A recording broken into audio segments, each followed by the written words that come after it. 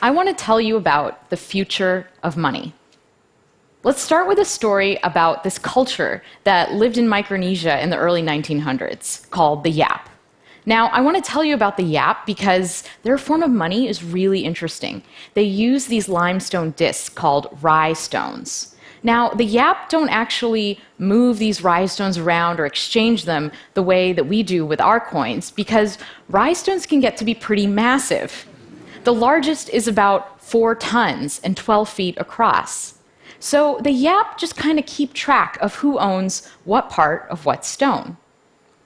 Now, there's a story about these sailors that were transporting a stone across the ocean when they ran into some trouble and the stone actually fell in. Now, the sailors got back to the main island and they told everyone what had happened. And everyone decided that actually, yes, the sailors had the stone and why not? It still counted, even though it was at the bottom of the ocean. It was still part of the Yap economy. Now, you might think that this was just a small culture 100 years ago, but things like this happen in the Western world as well, and the Yap actually still use a form of these stones. In 1932, the Bank of France asked the United States to convert their holdings from dollars into gold.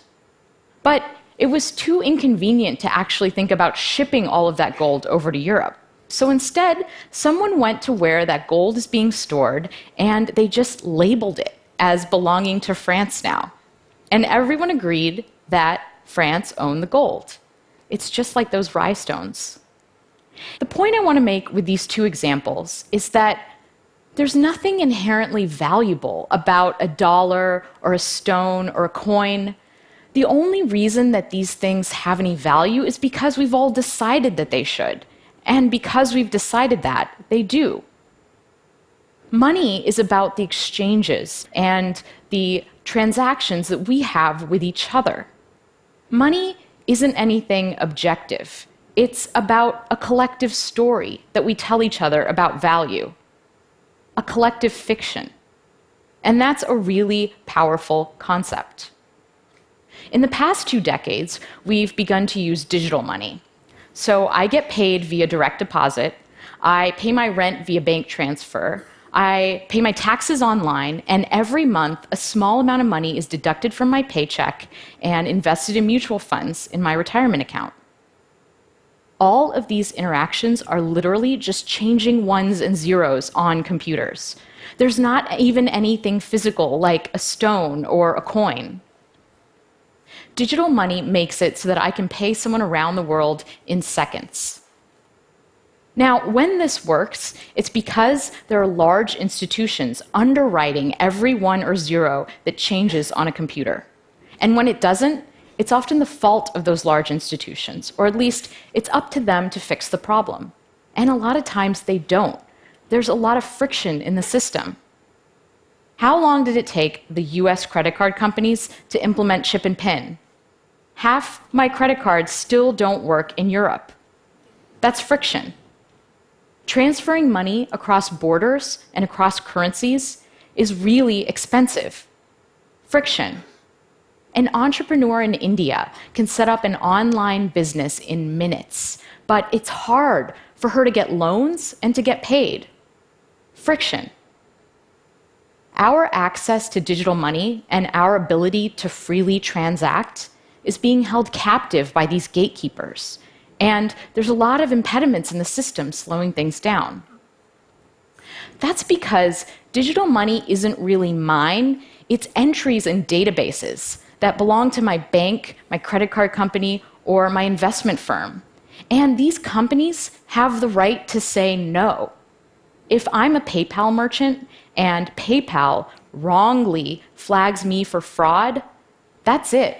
My account gets frozen and I can't get paid. These institutions are standing in the way of innovation. How many of you use Facebook Photos, Google Photos, Instagram? My photos are everywhere. They are on my phone, they're on my laptop, they're on my old phone, they're in Dropbox, they're on all these different websites and services. And most of these services don't work together. They don't interoperate. And as a result, my photo library is a mess.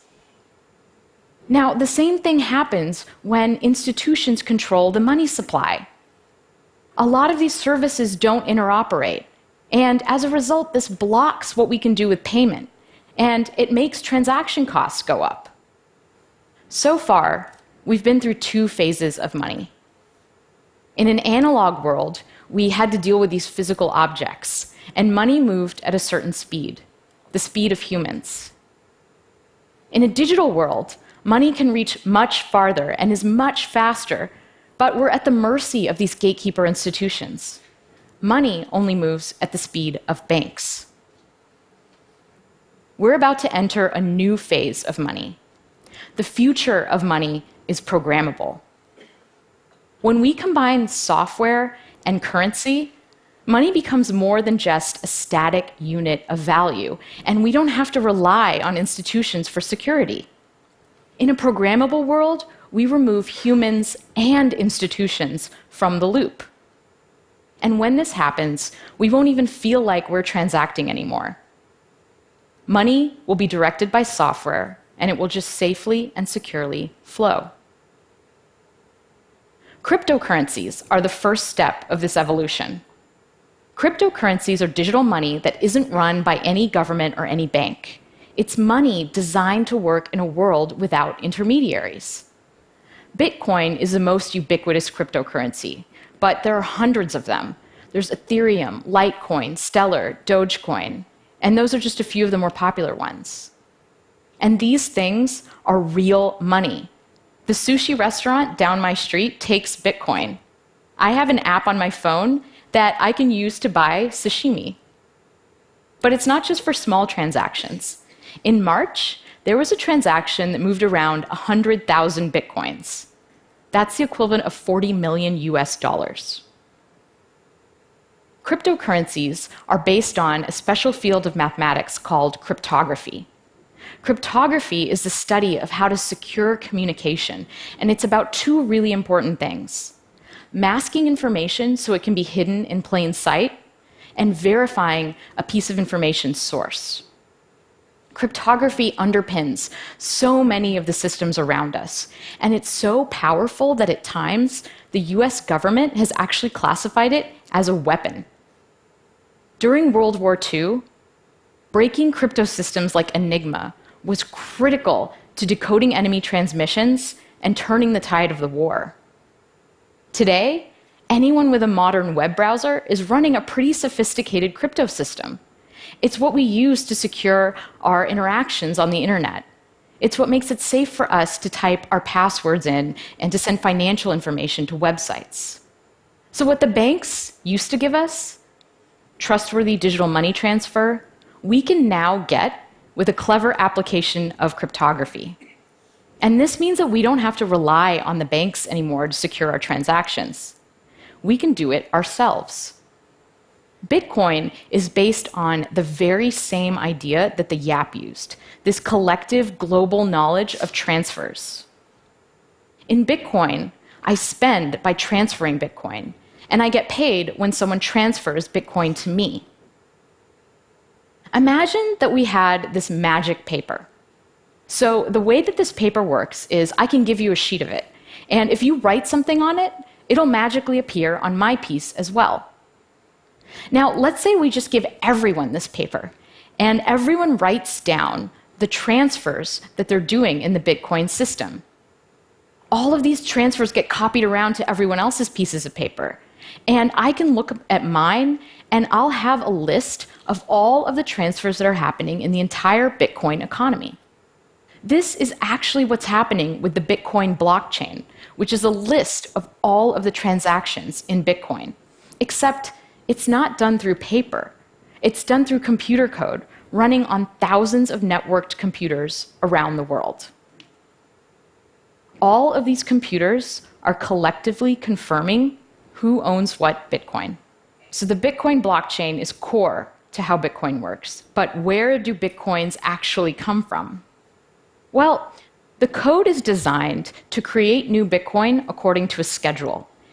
And the way that it works is that to get those Bitcoin, I have to solve a puzzle. a random cryptographic puzzle. Imagine that we had 15 dice, and we were throwing these dice over and over again.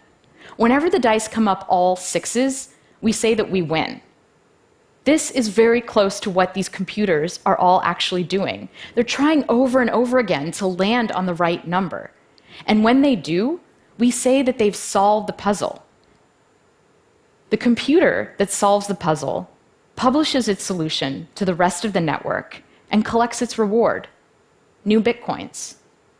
And in the act of solving this puzzle, these computers are actually helping to secure the Bitcoin blockchain and add to the list of transactions. Now, there are actually people all over the world running this software, and we call them Bitcoin miners. Anyone can become a Bitcoin miner.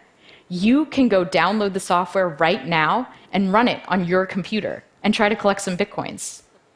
I can't say that I would recommend it because right now, the puzzle is so hard and the network is so powerful that if I tried to mine Bitcoin on my laptop, I probably wouldn't see any for about 2 million years.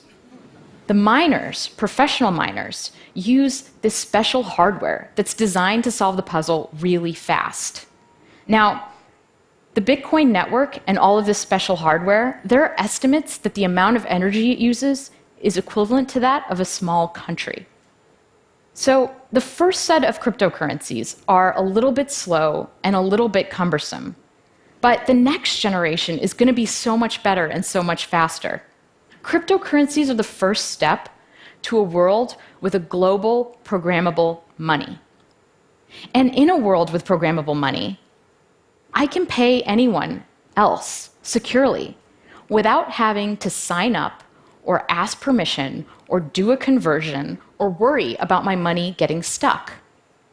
And I can send money around the world. This is a really amazing thing. It's this idea of permissionless innovation. The internet caused an explosion of innovation because it was built upon an open architecture. And just like the internet changed the way we communicate, programmable money is going to change the way we pay, allocate, and decide on value. So what kind of world does programmable money create? Well, imagine a world where I can rent out my healthcare data to a pharmaceutical company. They can run large-scale data analysis and provide me with a cryptographic proof that shows that they're only using my data in a way that we agreed, and they can pay me for what they find out. Instead of signing up for streaming services and getting a cable bill, what if my television analyzed my watching habits and recommended well-priced content that fit within my budget that I would enjoy?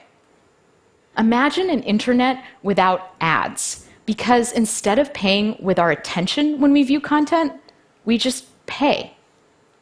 Interestingly, things like micropayments are actually going to change the way security works in our world.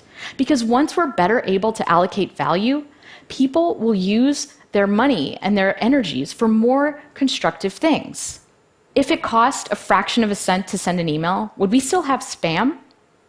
We're not at this world yet, but it's coming. Right now, it's like we're in a world that is seeing the first automobile. The first cryptocurrency, like the first car, is slow and hard to understand and hard to use. Digital money, like the horse and carriage, works pretty well, and the whole world economy is built on it. If you were the first person on your block to get a car with an internal combustion engine, your neighbors would probably think you were crazy. Why would you want this large, clunky machine that breaks down all the time, that lights on fire, and is still slower than a horse? But we all know how that story turns out. We're entering a new era of programmable money, and it's very exciting, but it's also a little bit scary. Cryptocurrencies can be used for legal transactions, just like cash is used for crime in the world today. When all of our transactions are online, what does that mean for surveillance? Who can see what we do? Who's advantaged in this new world and who isn't? Will I have to start to pay for things that I didn't have to pay for before? Will we all become slaves to algorithms and utility functions? all new technology comes with trade-offs. The internet brought us a lot of ways to waste time, but it also greatly increased productivity. Mobile phones are annoying because they make me feel like I have to stay connected to work all the time, but they also help me stay connected to friends and family. The new sharing economy is going to eliminate some jobs, but it's also going to create new flexible forms of employment. With programmable money, we decouple the need for large, trusted institutions from the architecture of the network. And this pushes innovation in money out to the edges where it belongs. Programmable money democratizes money. And because of this, things are going to change and unfold in ways that we can't even predict. Thank you.